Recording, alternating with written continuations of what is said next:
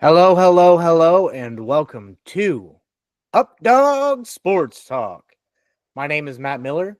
Joining me today with a fancy new hat is Justin McGovern. Hey, what is up? Um, we are excited for another episode here today. The football season is beginning to wind down. We only have three football games left. College football is now done, but we're going to be here to wrap up the college football season that was, talk about, we'll be talking about each team here later in the off season, but for right now, we're gonna wind down here with talking about the championship game quick, talk about the NFL playoffs, and then a sport that you should be paying attention to now that college ball's over, college basketball. I thought you were going to say MLS. um, Nope. Here at Updog Sports Talk, we pride ourselves on standing up for the little guy. When we founded this channel, it was because ESPN focused on LeBron, the Cowboys, and back then the Patriots. Now they focus on LeBron, the Cowboys, and Patrick Mahomes and the Chiefs. We, however, like to talk about, I don't know, the Buffalo Bills every now and then, Every once in a while. the Jacksonville Jaguars every now and then, both the New York teams every now and then. We'll talk about some Well, FCS. those get talked about a little bit much, anyways. Um, Point is, we talk about teams good or bad. So, with that being said, we are Updog Sports Talk.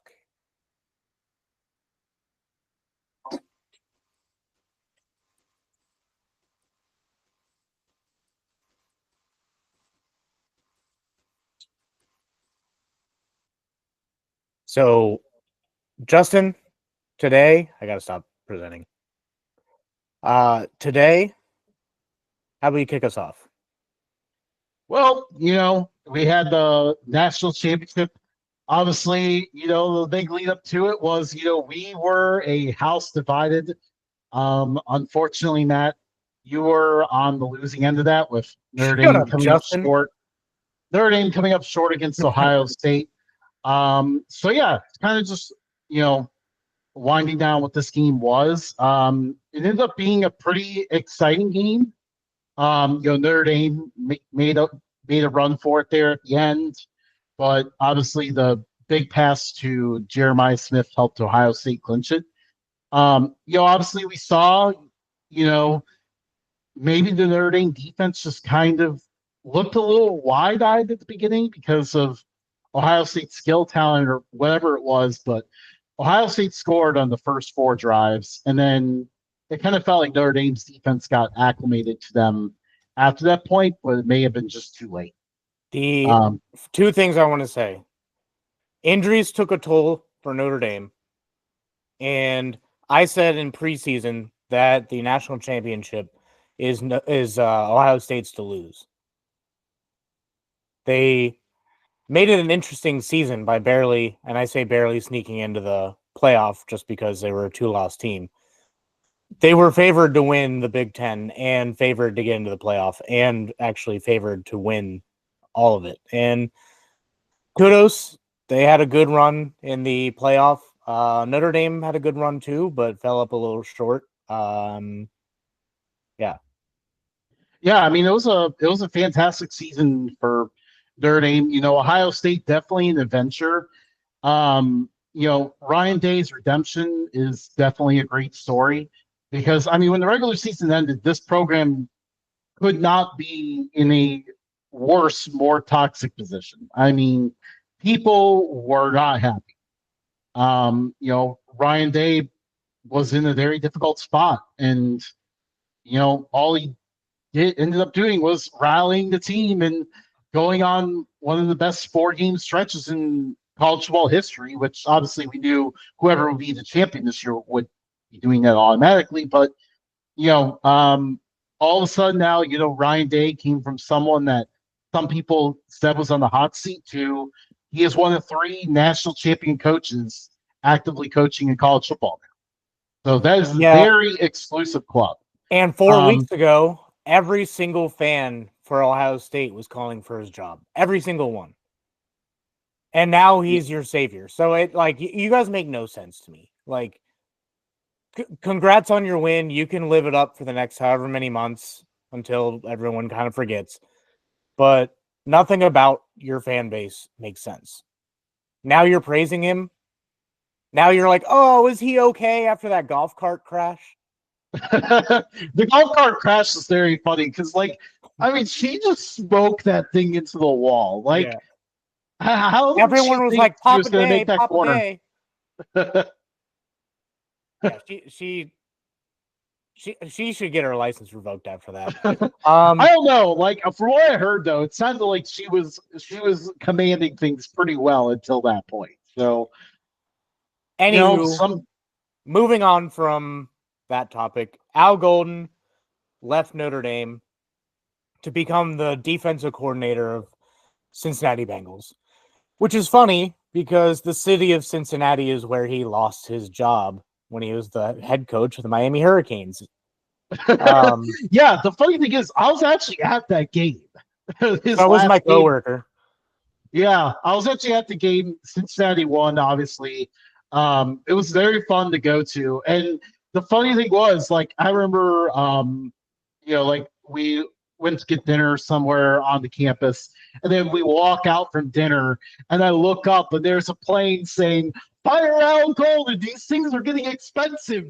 And now he's the defensive coordinator of the Cincinnati Bengals. So Oh, it's funny how things go for full circle sometimes. I'm not, as a Notre Dame fan, I'm not entirely worried that Al Golden is leaving.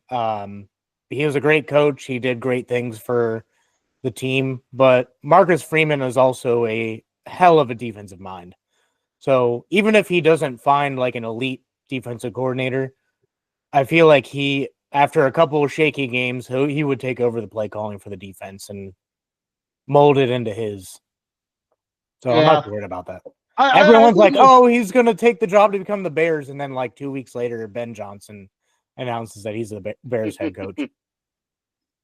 Yeah, I think he's going to do a good job making the hire, though. I mean, obviously did good this year hiring Mike Denbrock as the offensive coordinator. That definitely helped the offense evolve a lot. Did you know that Denbrock was the offensive coordinator of Cincinnati? Yep. When oh yes, he did. While Freeman was there. Yeah. So a little bit of ties there. Yeah, I mean Notre Dame played well. If you really look at it, Notre Dame stopped themselves on all the drives that they got stopped. The second drive of the game was a holding penalty that brought them too far back. Third drive of the game, it was third and medium. Huh? Two holding penalties. I mean, the first one was enough, though. On the third drive, there was the mistimed snap. It was very clear that tight end was not looking for the ball, which tells me the center snapped it at the wrong time. Yeah. So that was another uncharacteristic mistake that we don't normally see. And then I personally did not like the fake punt decision. I think it would have worked if the guy had caught it, but I mean, everyone knew it was coming in that spot, and it was fourth and short, and you had converted a lot of short downs, especially in the first drive, by running like a Riley Leonard QB wrap. Like Ohio State could know that was coming and still could not stop it. Why not just, when you have that play in your arsenal, why not just go with that? And then obviously the last time they got stopped was the missed field goal. So my play calling blunder, I didn't mind the fake punt. I liked the aggression there. That was on the guy to catch a ball. That was actually a halfway decent pass. Yeah. I mean, it was actually impressive, like how well it worked, even though how well it worked for non-QB, and the fact that everyone kind of knew it was coming in that spot. My play calling blunder was you sent 7 people on a third and long when you have the momentum and you ran man. None of that makes sense. Why would you run man near the end of the game when you know it's a situation that they actually need to get a first down to maintain the game? So It based on the formation that Ohio State threw out there, it kind of and based on their past tendencies. Obviously in the past when Ohio State is in this difficult spot, they typically tend to turtle on offense. So the suspicion was that they were going to try to run the ball again. Yeah, but They Justin, you lined know up the as saying. much. You know the saying. Last game of the year, Brent can't hold anything back. And that was the case. I mean, I will say, I definitely did not see a bomb down the field happening there. I mean, the announcers said it like the play before when they ran up the middle into a brick wall.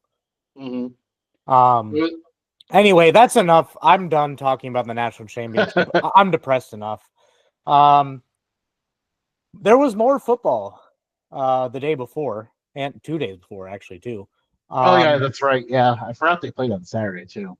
And we have our semifinal. Our conference championship games are set. The Chiefs take on the. You want to say it, Justin? The Buffalo Bills.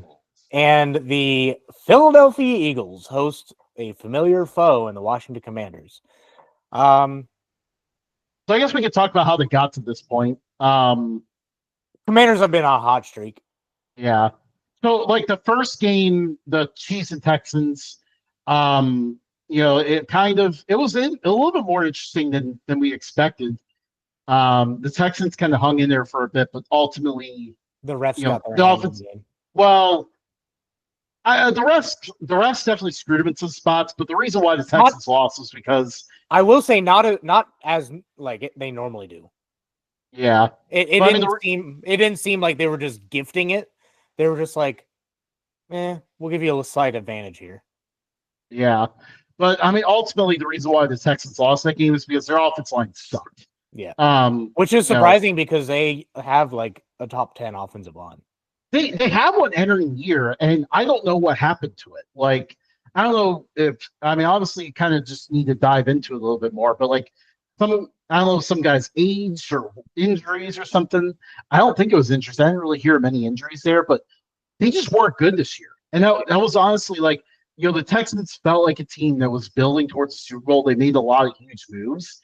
And then the offensive line just regressed. And, yeah, sure, they still made the playoffs, won the wild card game, but they didn't make a step forward because the offensive line took a step back. I told you that CJ Stroud wasn't going to have as good of a season as he did as a rookie. Yeah, I said that from the beginning. Sophomore slumps can hit for sure. But I mean, again, it was kind of hard for him to operate because he didn't have protection up front. This past game wasn't his fault at all. He played his heart out. Yeah. That's also, how it looked a lot of the season, though. He was also down his two main receivers. Offensive line didn't block for Mixon or him, and then the defense held strong, but yeah, they broke a couple times. Yeah, I mean, for the most part, though, they definitely have some dogs on the defense, so it'll be fun to see that kind of continue to develop. But yeah, Texans, they're going to need to figure out the offensive line. Now, I guess we can move on to the second game here, which was the thriller and the upset of the weekend. I wouldn't say it's an upset because the Bills had a higher seed. No. I'm talking about the next. I'm talking about we're in order of the games in the order that they happened. So this would be Commanders upsetting the Lions. Oh yeah, that was a huge upset. Commanders came in hot. Everyone thought they were going to lose in the first round, and then Jaden Daniels himself, and just ice in his veins. Nothing bothers him. Told everyone this year that Jaden Daniels was a dog. No one believed me until the second half of the season. Yeah, and they're about to go to the Super Bowl, unless Sirianni and Barkley and they have a bit of a tough challenge to get there, but yeah, Jaden Daniels just doesn't seem to realize that reaching the Super Bowl is hard. He's just unfazed by the moment and just continues to make excellent throws. The Lions did not have any sort of solution to stop him. He just kept the offense going the whole entire time. Did you know that this Commanders team and the 2021 Bengals are nearly identical It feels like it. in everything, dude? I one of the radio personalities here in Cincinnati posted this really long Facebook post with all the stats that like comparing each other. And if they're not the same, dead same, they're like within a couple of hundredths of a point away in like almost every category. Crazy. Like, Absolutely crazy. yeah, it's that's why I think they're going to go to the Super Bowl. Yeah. It's exciting to watch. Like, and guys like, Scary Terry is becoming more of a household name. He was saddled back by poor quarterback play for his entire career. And now, like, he's getting his chance to shine with the top quarterback. So that's been a lot of fun to see. And, I mean, I think everyone's just kind of learning about this team as they go. And it's a very fun ride so far. A very fun ride. Do you think it's Dan Quinn's leadership or Cliff Kingsbury's play calling for the Commanders? I think it's a little bit of both. Yeah, Cliff Kingsbury's been actually doing a pretty good job with the play calling though. I think I think Jaden Daniels is the type of quarterback that he's like always wanted to coach. But then like he like didn't quite have the exact matchup athletically that he wanted. Like Caleb Williams probably could have done this, but he's not as fast as Jaden Daniels. So Jaden Daniels can take off for 50 yards down the field untouched. Whereas Caleb Williams will probably get like 20 yards down the field and have to slide. Yeah. Like 30-yard difference. Like passing the ball, he was throwing darts, dude. Yeah. It's crazy how fast he is. Like you don't realize how fast he is, and then he just takes off, and all of a sudden it's like, okay, here he goes. He's got an open lane and 20 yards. But yeah, impressive game for them. For the Lions, I mean, this was very weird because, like, on one hand, I really enjoy watching the Commanders do their thing. On the other hand, it actually hurt me to see the Lions go down like this. I know. And for me too. Jared Goff turned into a pumpkin, which brings me back to my original point years ago where I asked on this podcast, are we sure the Lions want to saddle themselves with Jared Goff as their quarterback and think that he can get them to the Super Bowl? I'm starting to wonder again, is that question need to be brought up again? Because, I mean, Goff you're just a Goff hater. So he threw 4 interceptions. Right, but one of the interceptions, there was a blatant unnecessary roughness penalty that they didn't call. And then like a couple of them were overthrows. Wasn't that the one that was after the interception that happened? Yeah, but it wouldn't have been a touchdown. They still had the momentum on defense. It was It was that play that kind of gave the Commanders extreme momentum. But then you put Goff in a situation where he has to start, like the receivers weren't open. He had to start forcing throws just to get it down the field. So you can't necessarily put all the blame on Goff. Some of it was play calling. Some of it was clock management. Yeah, Goff has the stats, but like he's also a main reason why they got to the point that they have. He's at this point, I would actually put him very close to their best quarterback they've ever had. This is true, but obviously, Lions outside of Goff and Stafford have a pretty dubious history at quarterback. Yeah, but he was a first round pick for a reason. He was put in an LA system that Sean McVay just liked to take shots down the field the whole time, and that's not his MO. And then he gets to Detroit, where didn't have a whole lot of weapons when he first got there, and they told him be patient. Well, he was patient. They gifted him a bunch of weapons, and they're playing his style of offense. It just turned out that the Commanders were the little train that could, and the defense couldn't stop anything either. So you also have to point the finger at the defense. Yeah, which obviously, we do have to grant them a little bit of an exception because, injuries really took their toll there. Yeah, was it 21 players on IR or something like that? Yeah. And the reason why, we feel even worse is like the Lions window may have already shut. With both coordinators gone, they got to figure that whole thing out. Um, they're in a difficult spot now.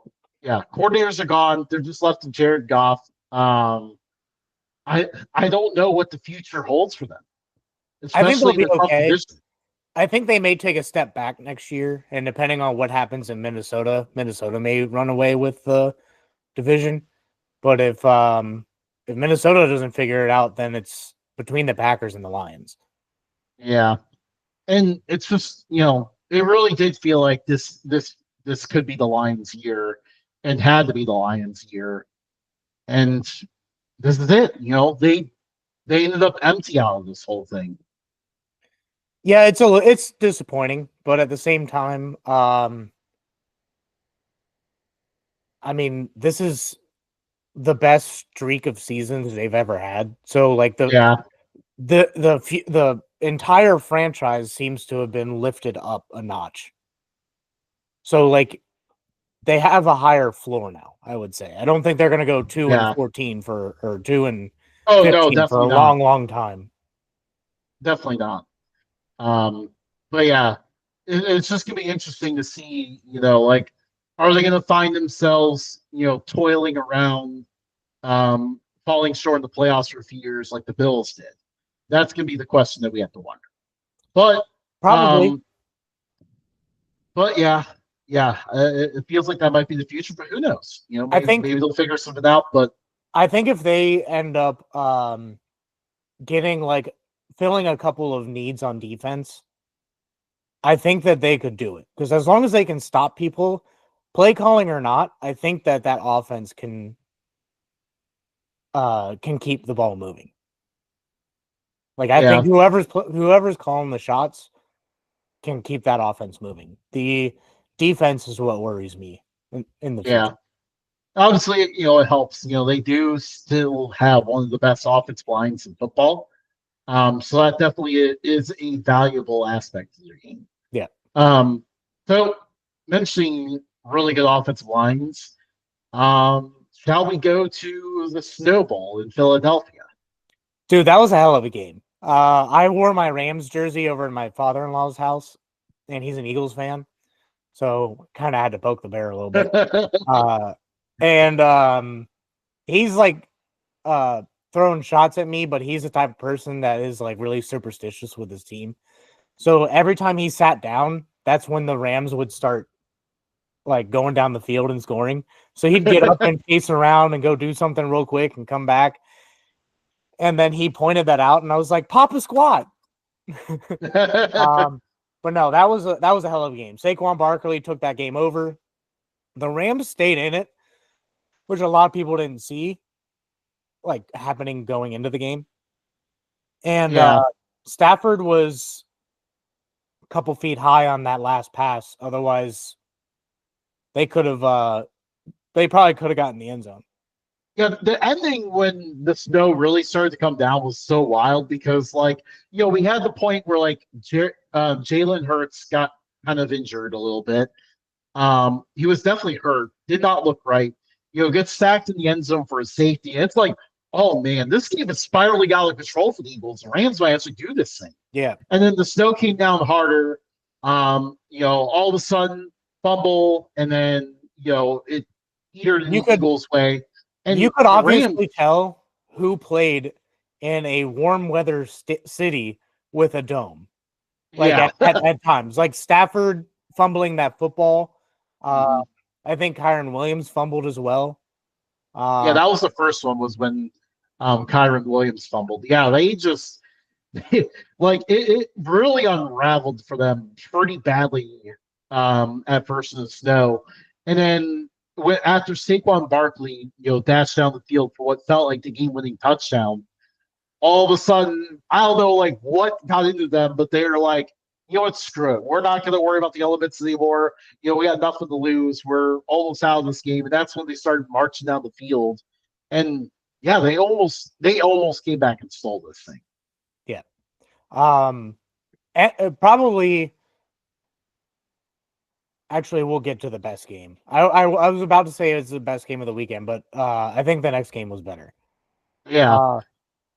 So the Buffalo Bills hosted the Baltimore Ravens in another snowy game.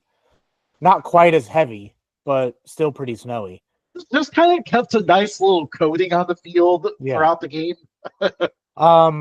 Both teams seemed to, like, you could tell the Bills just were ready to play. It took the Ravens a little bit of convincing to go a little bit, but they got back into the game, and then at the end, Mark Andrews dropped the game-tying 2-point conversion. Yeah. It was very interesting to kind of watch how the Bills operate in this game, because there was a lot of stuff they did that they could not afford to do against the Chiefs. Like, they took the 21-10 lead into halftime, and then seemed to just kind of go into protect mode a little bit on offense. They didn't want to commit a mistake or anything. They said stuff in the post-game press conferences, but you can kind of tell by the play calling. I thought they did that way too soon, because they just about let the Ravens back in the game. Yeah. I mean, actually, no, they did. They did not just about. They let the Ravens back in the game. They were a Mark Andrews drop from potentially, having to put the game once again their whole season in the hopes of a coin toss, which the Bills never want to do. Yeah, but at least in the playoffs, both teams get a chance now. Yeah, which is good. But the Ravens had all the momentum had they scored on that. Yeah, absolutely. So, yeah, that definitely was nerve-wracking a little bit. And obviously the Ravens had the run game going at that point. They had worn them down. So protect mode a little bit too soon. If they do that against the Chiefs, they are going to be toast. But obviously a very thrilling game, and the big thing was those turnovers. The Bills forced 3 of them. Obviously, we could probably get on a huge discourse about the refs, but Patrick Mahomes. Did you hear Patrick Mahomes said about the refs? Oh, what did he say? Refs are not giving favorable calls to the Chiefs. There are actually stats to back this up. Yeah. So here it was from Warren Sharp the other day. In the last 4 years of the playoffs, the Chiefs had less penalty yardage than their opponent. So, obviously more yardage lost through the penalties in a +9 ratio. So 10 games, the Chiefs had less penalty yards than their opponent. Only one time did they have more. And then more or less penalties called. All 10 games, the Chiefs had less penalties called than their opponent. That is ridiculous. Have you seen the interception stat? The next best team is at +1, a +1 ratio. Have you seen like the interceptions called back by penalty? Oh, I'm sure that one's crazy. No, I did not see that one. It was like 60 or 70 for Patrick Mahomes. You know who the next closest person was? Who? Josh Allen. You want to know how many got called back? How many? 7. That's crazy. Yeah. And by the way, Matt, just more fuel for your fire here. Last on this list is the Bengals at -5 for yardage and -4 for penalty. Unfortunately for me, the Buffalo Bills. They faced the Chiefs the most. Yeah. Past 4 years. Well, not the last. Actually, 2. probably not the Bills. Probably not comparison. I think the Bills played them more, but the Bills, by the way, are -2 in that department. So not so fortunate there. The amount of calls that go against the Chiefs in the playoffs compared to the regular season is a lot less. Yeah. Well, on that depressing note, we can just the Final Four will be great. I do not want to see the Bills or the Chiefs win solely for the fact that your two teams cannot win a championship in consecutive months. That would be just BS. Mine have never won. None. No sport. Ever. Oh, man. Not my lifetime, at least. All right. But, I mean, maybe next year's your year. Shut up, Justin. Maybe each year could be an Updog year. So this year's my year, then next year's your year. This was supposed to be my year. It was close. Well, for one of them, anyways. Not so much for the Bengals. But moving on to a slightly less depressing sport, college basketball. Yeah. College basketball is a lot of fun. So I think kind of just to get us started here, if you haven't seen us before, we should probably go into where our allegiances lie and, obviously like what college basketball we typically watch. So Matt, I'll kind of let you go first. I pretty much only watch UC, big games, tournament games, and then I follow along with stats here and there. So I know what's going on from things around the league, but pretty much I only watch UC and I follow along with Notre Dame like once a month. Yeah, so I have a lot more teams than you, because I follow all the teams that my wife used to work in athletic training for a high school, and a lot of those athletes now are in college basketball. So I typically follow along with how all those teams are doing. So right now, I very much pay attention to VCU, UC as well, and then the Miami Redhawks. Obviously, we're BG alums, so I try to root on BG basketball, even though we're still going on, since the 1960s, since we made the NCAA tournament. And then, I watch a ton of mid-major basketball. Obviously with the power conference teams, if they have a decent year, win 20 games or whatever, usually they make the tournament. So, the mid majors are really the ones here that are fighting for their season each week. So it's very intriguing to see those. And those bracket buster teams, the ones that seem to develop throughout the year, those are the ones that I just take in. I am like, all right, I want to see this team play. The conferences that are a lot of fun to talk about, we'll be covering those in a moment. Usually I end up watching like a lot of their games and stuff. And obviously Big Sky basketball as well, I really enjoy. So yeah, diving in here. How about the top teams right now? So our best teams at the moment, we have Auburn is just a complete wagon at the moment. I think they only have one loss. They're ridiculously good. Iowa State is also a wagon. The funny thing is both those teams played in Maui. Actually played in the Maui Invitational against each other. There's a lot of that went on at the Maui Invitational, by the way. Duke has their best team since Zion Williamson was there. And actually, Cooper Flagg is the biggest star in college basketball since Zion Williamson. So yep. This is a very similar team. Now, I personally still wish that Cooper Flagg had stayed home and went to the Maine Black Bears and got them to the tournament for the first time ever. But alas, he went to Duke. Yeah, Cooper Flagg, dude, is going to be the first overall pick next year. I don't think it's really without a doubt. Like he is the next big star, off of the NBA. But for right now, college basketball fans get to enjoy him. See him kill it at Duke. Michigan State and Tom Izzo, they had their fastball back. Michigan State's been looking really good, potentially the best team in the Big Ten right now. They too played in Maui. Yeah, I think they had fallen off for the past handful of years, and then back with a vengeance.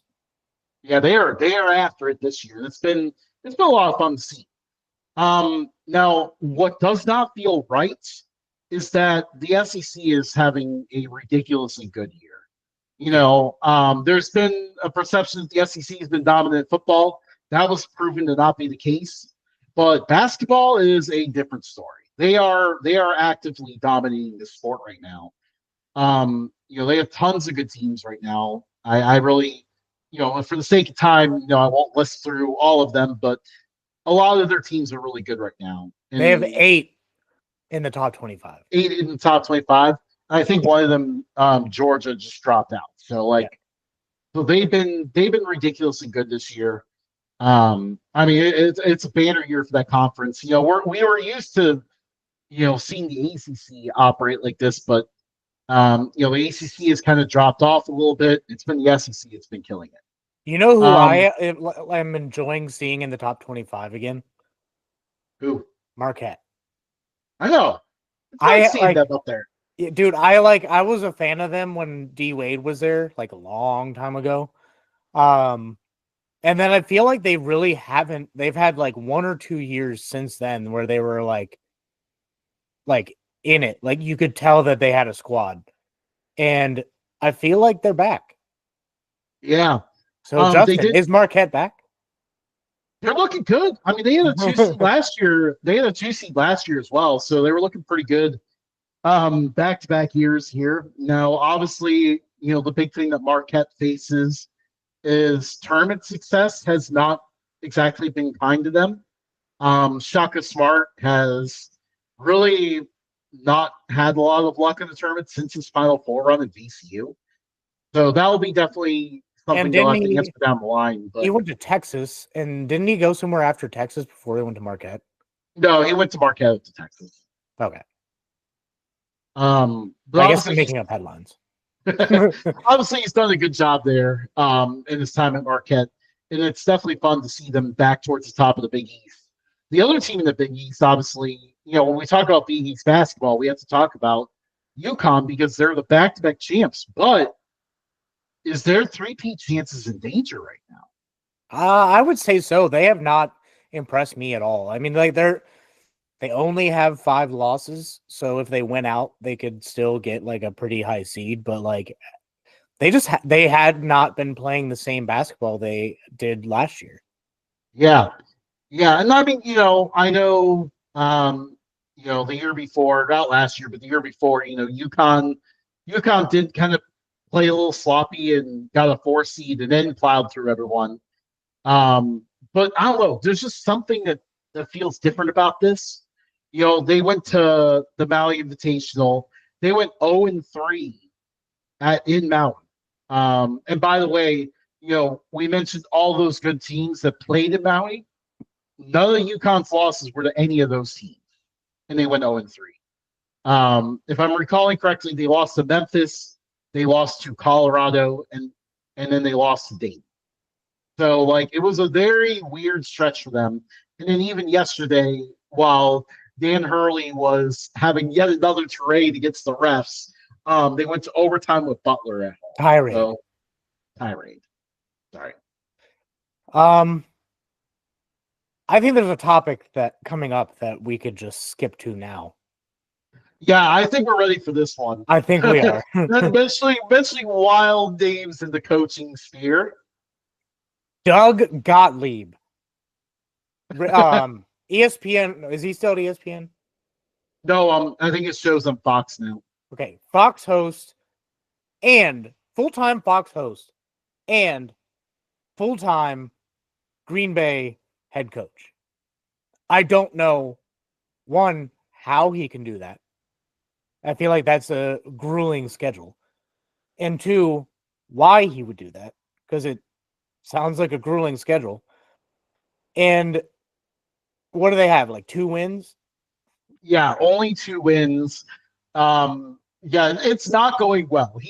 He's attempting to do 2 full-time jobs. I don't even want to do my one full-time job and this hobby. If I could be a head coach, I would love to be the head coach of Green Bay. If you're looking for a 2-win season, I will give that to you. I will find a way to win 2 games for you. So you can still pay me a lot less than what you're paying him, and I would be happy with a lot less salary. Yeah, it continues to sink further. Like I mean, probably the low point was, I think it was like a week like, we were getting towards like Thanksgiving time, before the Christmas season. He sent out this calendar that was like, basically around like Christmas time is like, lore calendar. Like, you're not even trying anymore. During that time, they lost to a Division II school. That was so bad. And the worst part is that Division II school, Northern Michigan, was led by someone who was actually came from Green Bay, came from his own backyard, and led a Division II team over his team. Dang, that's brutal. Absolutely brutal. But they were like a fringe team a couple years ago, weren't they? Yeah, no, they went 18-14 just last year. And then their head coach, awesome name, Sundance Wicks, went to Wyoming. Um, so like they were pretty solid. And now, you look at them this year. I mean, tonight is like the perfect example here. And allow me to look at the score real quick because it finally went. I think it went final a little bit ago. So they lost at home to IU Indy. Actually, they got some garbage time points to keep it within double digits. IU Indy was up by a lot throughout this whole game. IU Indy was one of the worst teams. They used to be called IUPUI, but they just changed their name because the whole Ooey pooey. yeah, the Indiana, like, because it indicated like it was like a branch of Indiana and Purdue, and then for some reason they decided to break up their marriage of branch campuses, and Purdue got Fort Wayne, and Indiana got Indianapolis in the divorce. Apparently, at least it's what their names say. So it's Purdue, Fort Wayne, and IU Indy. You know Um, their sign on campus still says IUPUI. I figured, they haven't gotten that replaced yet, but they'll get around to it though. Um, but yeah, IU Indy was one of the worst teams in college basketball. They turned around and hired, a Division II coach from the Indianapolis Greyhounds, and they have made very steady improvement this year. Like that was this game right here, this result is the perfect example of making a good hire versus making a bad hire Yeah. and how that can change things. How on the road, a team that was dead last can just whoop on a team that was one of the better teams in the conference last year. Just like that. You know, we need to get to curses. Yeah. Yeah, we'll jump right into this. Heritage Bank Arena ruined the Cincinnati area basketball. Heritage Bank Arena has been around since like the 50s or 60s here in Cincinnati. In the 70s, they held a Who concert. Everyone got slammed up against the doors. 7 people died. It was a whole thing. But it wasn't the main arena in Cincinnati at like even back then. They had to tear down Cincinnati Gardens for Heritage Bank Arena, then US Bank Arena back in the day, to even be relevant. That building has not been renovated since 1997. Prior to that, the building had not been renovated since it was built in like the 60s. Yeah, So, and keep in mind, this is the only place in this area in town, and really anywhere that I can think of that exclusively serves RC Cola. yeah. And they're the only venue like that that doesn't have a basketball affiliate, so they can hold neutral site games. Cintas has Xavier, Fifth Third Arena has UC, and then I don't know the sponsorship, but Dayton isn't too far. And I get and Yeah, NKU, but it has less seats than the other two combined. Well, of course, but like, you know what I mean.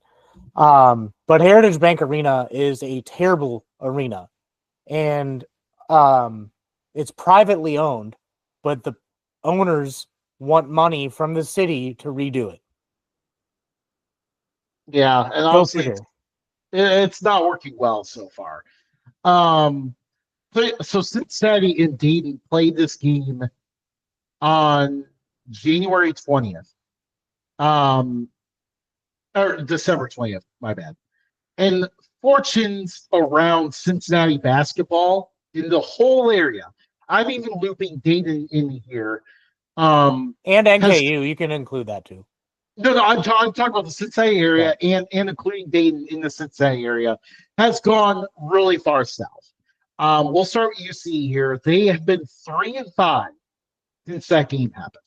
And they did just get done with a 3-game stretch in 7 days. And I think they were all road games. And they dropped all 3 games. I think they were still winless in Big 12 play, if I'm not mistaken.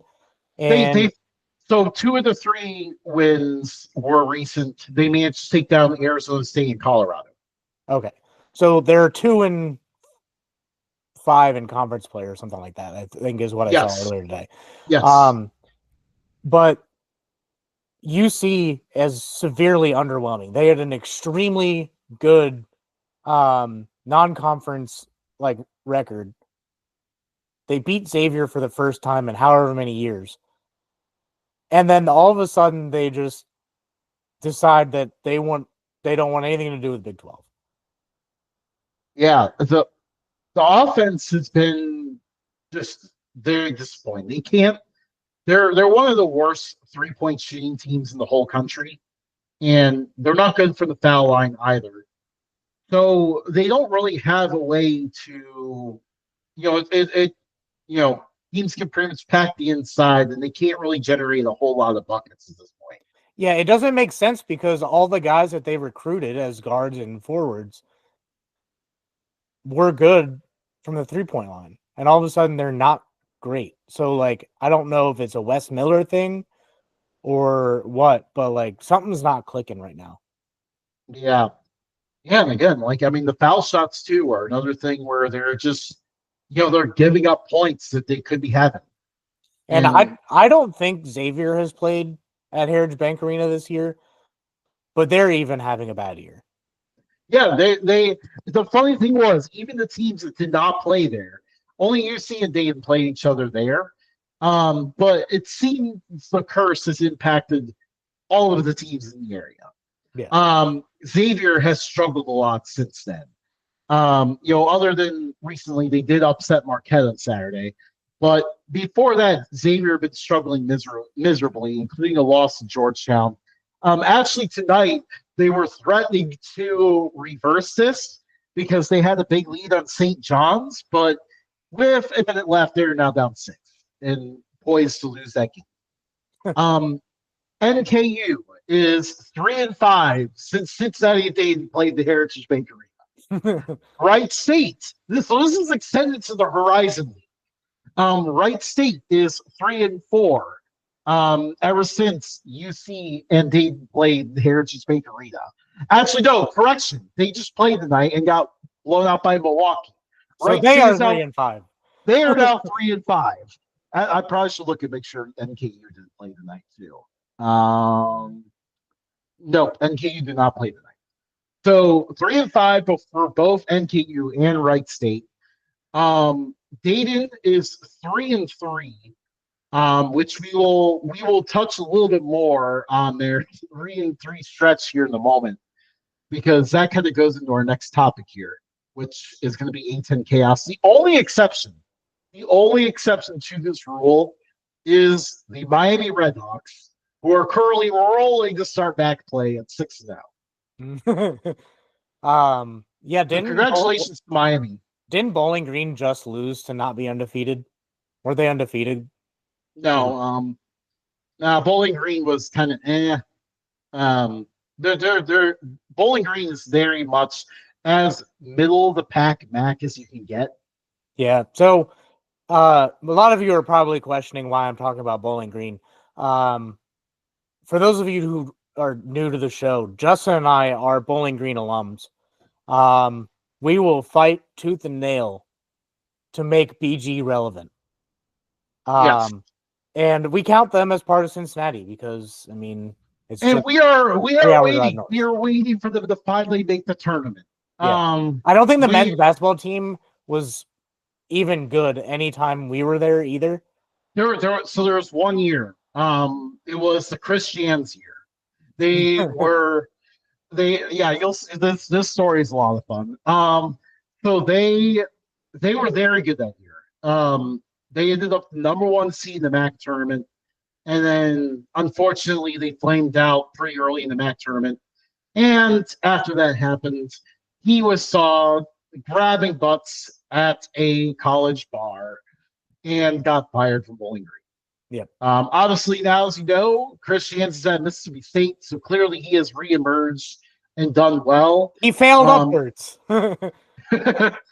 Actually, he actually was a familiar place. It was New Mexico State. We'll get to talk about them in a little bit here, but New Mexico State is where he. By the way, Mississippi State is 14th in the standings. Yes. So they're actually doing really well with him, and he was at New Mexico State before that.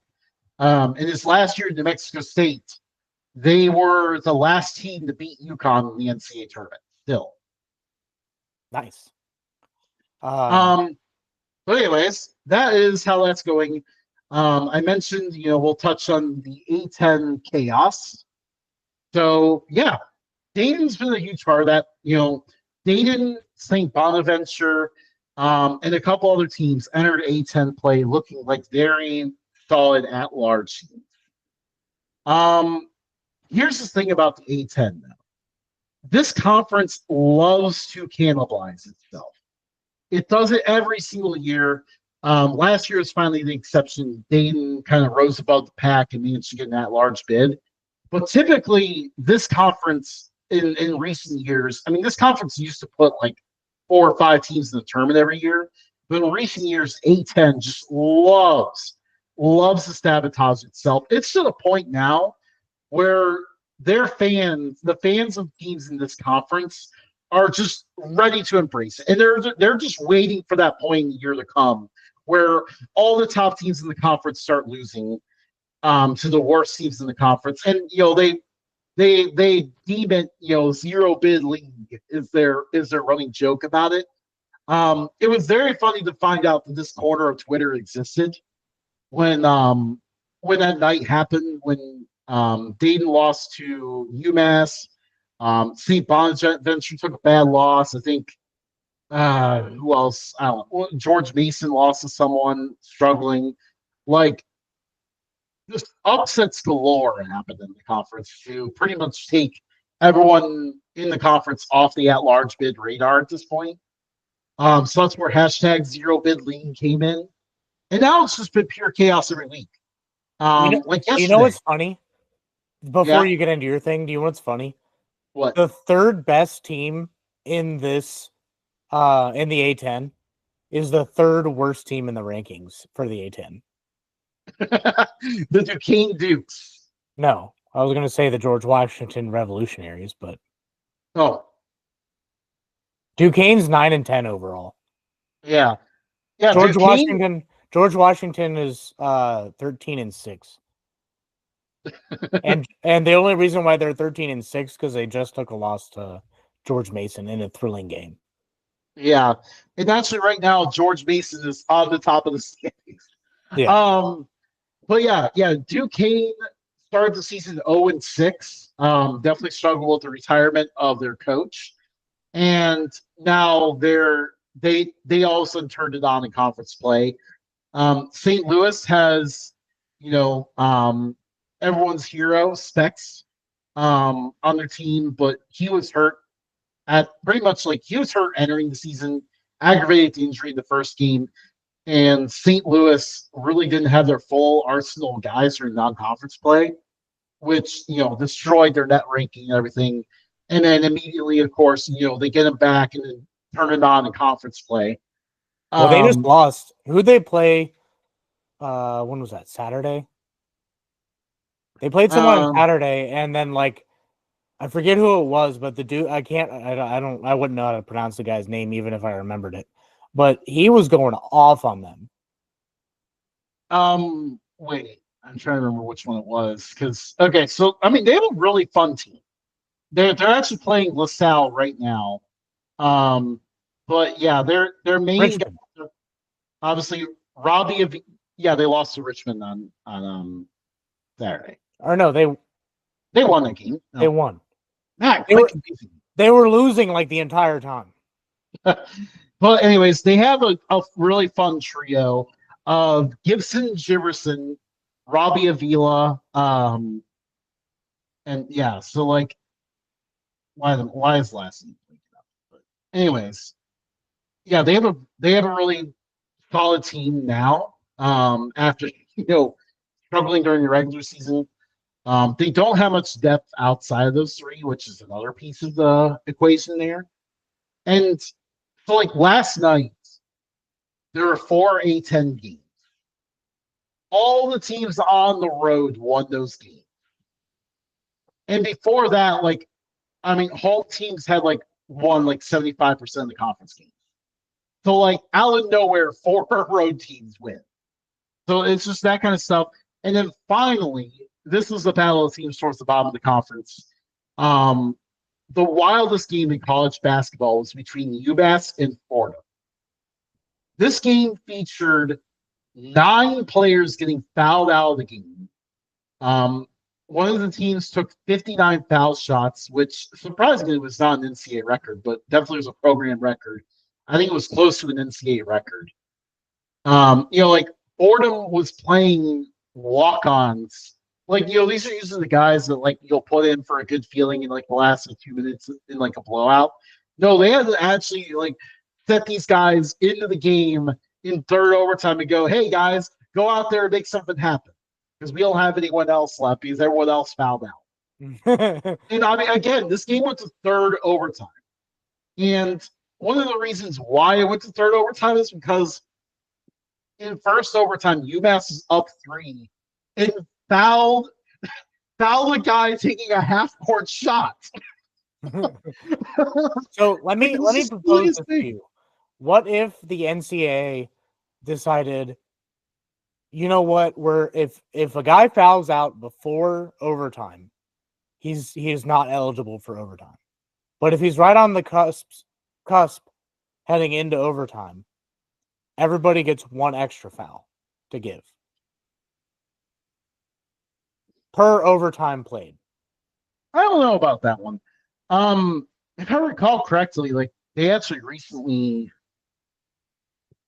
did something because they want to reduce how many fouls people are taking. I thought they were talking about. So if anything, they want less instead of more. A game like this will never happen again. So Don't say never. Well, that's true. After all, the record of players being fouled out in the game is 12, so it's happened before. Yeah. But that is what this conference has. I miss the A10 days when Xavier was in it and they were like super rivals against Dayton. Yeah. I know that rivalry. I miss that one a lot. When the Big East was like really good. Yeah. At like every sport. The stupid amount of teams in the basketball side. Because they had the old Big East minus Xavier, and then they had the new Big East with like UC and UConn and Rutgers and Syracuse and all of them. Yeah. It was crazy how many teams.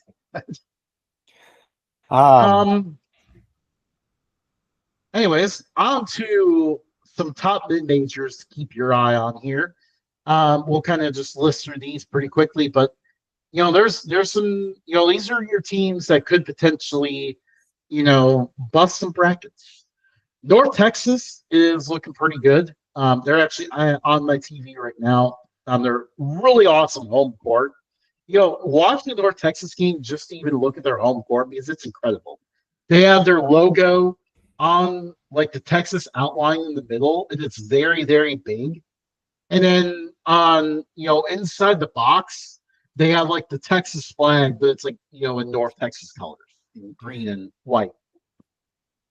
But they're looking pretty good. They picked up some good non-conference victories. They have a couple close losses, but generally have maintained a pretty clean slate. They aren't quite on the at-large bid radar, but hopefully they can get there. The Northern Colorado Bears have been starring out of the Big Sky. They only have 4 losses this year. They have looked very, very good. They're a very fun team to watch. The Big West has a few fun teams. Dude, I was just about to bring up UC Irvine. So before I get to that, I just want to say the Big West has 5 schools that have UC in front of their name. They also have 3 more schools that have Cal State in front of their name, and then they have a random Cal Poly. I feel like they could just drop the UC, the Cal State, and maybe Cal Poly can keep theirs, but like Yeah. But back to the topic at hand, UC Irvine, UC San Diego, which is different than San Diego State and San Diego. They're 2 really good teams right now. Yeah. UC Irvine has just a suffocating defense that has been a lot of fun. Them and UC San Diego have already played once at UC San Diego, and UC Irvine came out the win. UC Irvine actually has like a really good heat so far, other than one random loss to Duquesne. That they're very much on the at-large bid radar at this point. I'm really hoping they stay there. It would be really cool. I am rooting so hard for a multi-bid Big West. That would be so give good. us 2 of these teams, please. You know who else is doing really good? Shoot, I lost where they were at. The Marist Red Foxes. Yeah. Marist has been looking really good. I think they just lost their 3rd game recently. But they have been looking very, very solid so far. They definitely seem in the MAC. Yes. They very much seem to be there, well above the rest of the pack there. Very impressed with that team. Also, we go to the Missouri Valley. Bradley and Drake, both first names. Both teams look very, very good, though. Drake right now is very squarely in the at-large conversation. I think Bradley is not quite there at this point, but these are 2 very good teams that are very much starting to separate themselves on top of the Missouri Valley, which the Missouri Valley is always a strong conference, but these 2 especially look really good. I'm really hoping for Drake to get that at-large bid just to hopefully make this a 2-bid league. But obviously the Valley always has a couple strong teams, and those are the 2 this year. And obviously, you look to the Mountain West, you're going to get good teams there. New Mexico is looking good once again. San Diego State's looking good once again. Utah State. Oh, okay. You just took it. Utah State is, I think I need to look back and see how many years in a row it is. Utah State has lost their head coach like 3 or 4 years in a row now. They bring in a new coach and just continue to succeed. And they're succeeding to a point where they get like a very good seed in the tournament. They hired their coach from Youngstown State this past year, and he managed to keep a lot of the roster around. And they've been playing very well. They've been in the top 25 pretty much most of the year. They're looking to get like a pretty high seed in the tournament at this point. I love watching this team a lot. And then finally, some conferences that are looking pretty good. The SoCon is very good. Stanford and Furman are the best overall records in that conference. But, I mean, whoever comes out of this conference is going to be dangerous in the NCAA tournament. The CAA looks really good. As always, they have a lot of good teams. Charleston leads the pack there, but William and Mary was the last undefeated team in that conference. They're a team that absolutely loves to hoist up threes. So, potential chaos team. William and Mary is a long-standing member of the Never Made the Tournament Club. So I'm really, really hoping they can make it happen this year. They have a team that could potentially do it. The Southland is led by McNeese State, but there's a lot of depth in this conference too. There's a lot of good teams. You know who has the most depth? Yes. The SEC. When did they become a basketball conference? I feel like they're I know, haters. I get it. They had like a handful of teams at the top, but they're so deep right now. Yeah, it is ridiculous. There's 4 teams that are not really in the thick of it. They have how many did I say earlier? 8 ranked teams. They have like 3 other ones on the outside of the top 25. Texas and LSU are both 6-loss teams, but they're not much further behind them. So if either of them go on a run, we may see them in the top 25. At this point, it's pretty much just Arkansas and South Carolina that have no shot at doing anything. Yeah, Arkansas, by the way, coached by John Calipari. UK fans are screaming at that. They're loving it. Yeah, John Calipari, old boy is struggling a little bit. The Arkansas entered the season with a lot of hype too, and then they have not lived up to it. But another conference that's ridiculously deep, looking at the mid-major level here, is Conference USA. There are only 10 teams in this conference, but 8 of the 10 teams are very much teams that can legitimately win this conference. Even the 2 that are at the bottom are not bad, but they're just a step below everyone. CM Houston and FIU are too low at the bottom, but there's a lot of good teams here. Liberty entered conference play with only 1 loss. They looked really good. UTEP looks very good. New Mexico State is finally getting themselves back after, a lot of challenges, I should say, happened at that program after Christians left. So, New Mexico State is working their way back. They're looking pretty good. This conference is UTEP is so balling good. out. Yeah. This conference is just so good and so deep. Every single game right now, almost every game is a complete banger because all of these teams are so good. We can get away from basketball. You want to introduce our new segment? All right. Time for our new segment, which is our random question of the week. We look up a fun fact or just something that's a lot of fun to look up for college football. So we have a wheel here of questions and another wheel that picks out the team. So I'm going to go ahead and spin the wheel here, and we'll see what our question will be. Go ahead. Yes. Share your screen so we can see. It is weirdest opponent 1-loss record. And the team is going to be, this is a wheel with so many teams on it. In the future, we will work on Justin sharing his screen. And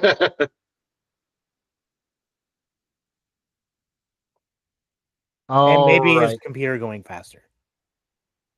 This is a big wheel, Matt. Oh, we're looking at UConn. Nice. All right. Let's go ahead and look at UConn football here. That's going to be scary to look at.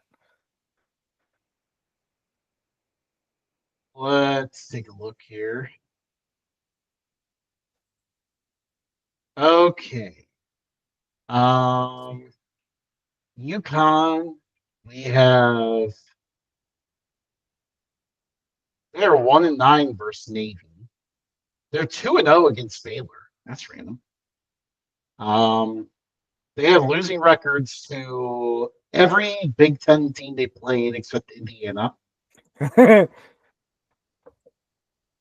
Let's see. A few MAC records. Let's see here. Oh, they're 0-4 against Ball State. Nice. That one's random. They're 1-0 against South Carolina. Nice. 1-0 against Notre Dame. Sorry, Matt.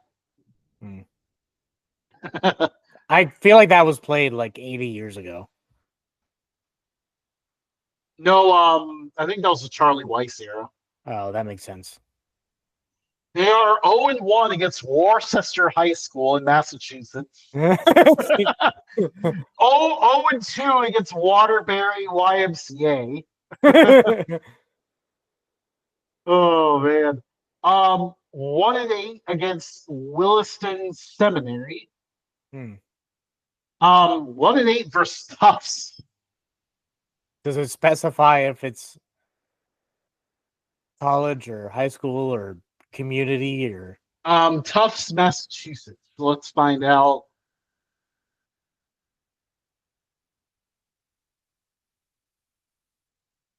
Tufts, Massachusetts. If Justin had better internet, this would work. They have very primary research university. So, we're talking about nerds here. Had to have been. You're a nerd.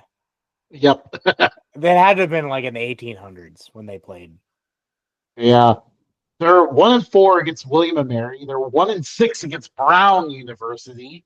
3-8 versus Lehigh. 7-20 versus Delaware. That's not our topic. Get back to UConn. No, I'm saying no. I'm on UConn. Okay, I thought you were talking about Tufts. Sorry. These are all UConn records against these teams. They're 9-20 against Holy Cross. That's Providence. They're 1-1 against Providence. I didn't even know Providence had a football team at one point.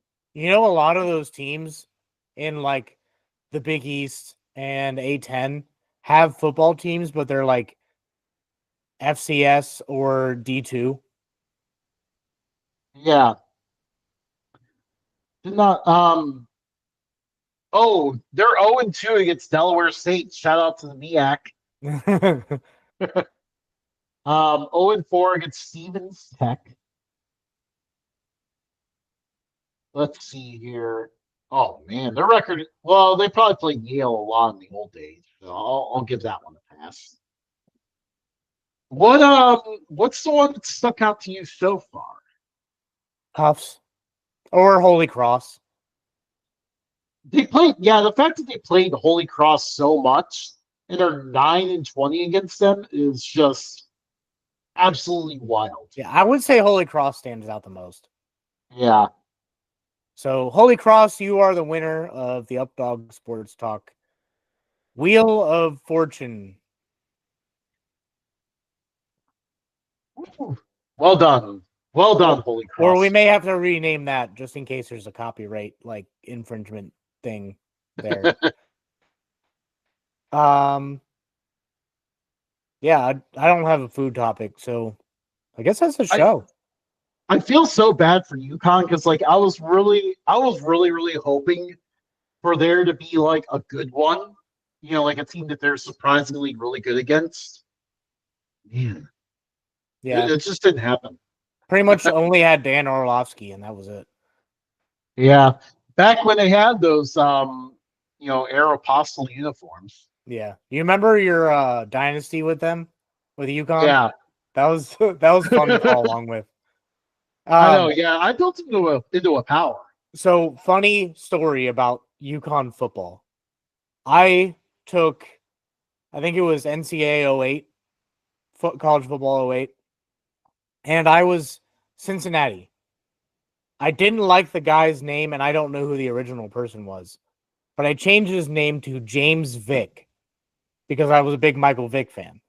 So I changed his name to that, and then he balled out for me, but there was something I didn't do on the depth chart or something, and so he was like, "Oh no, my starter broke his jaw and was out the rest of the year."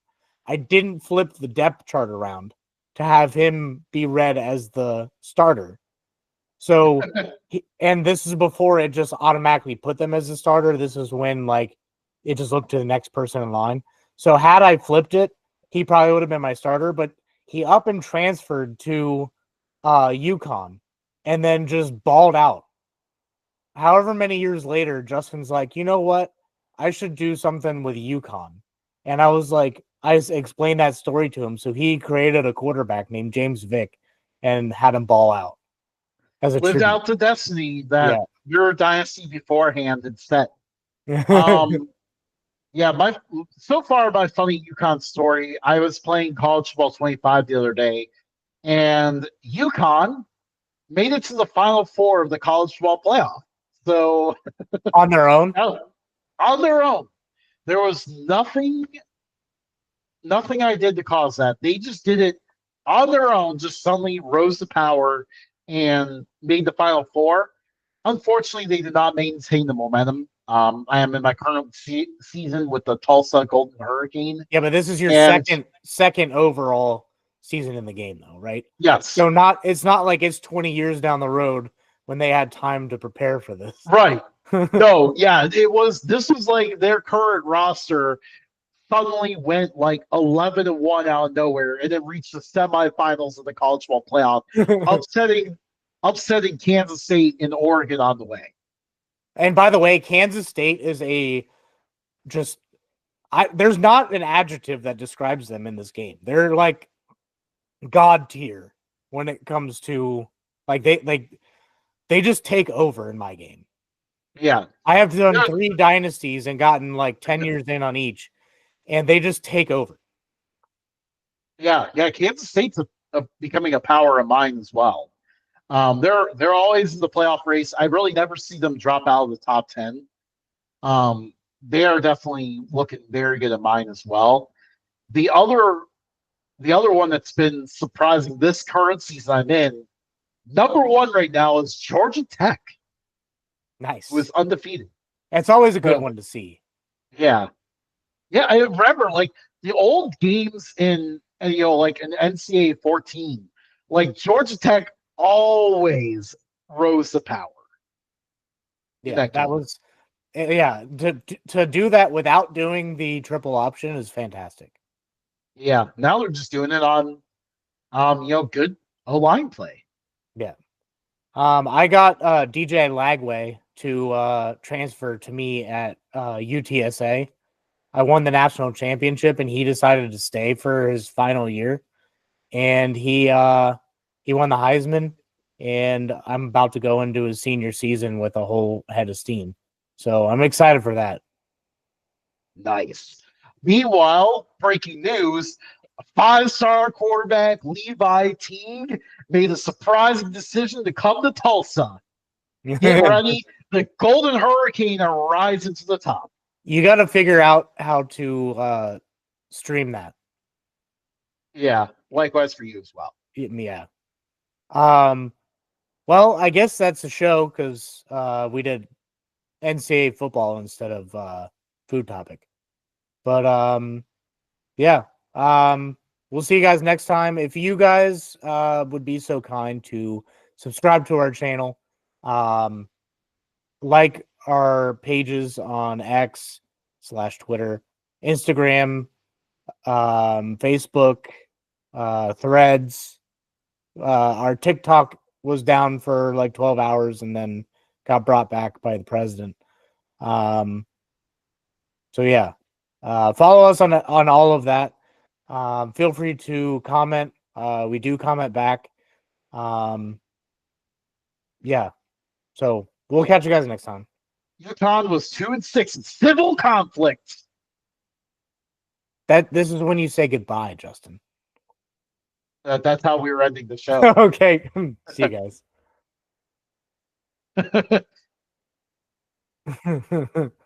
I was actually hoping you would just end it there, so we just ended it on like a random off the wall comment.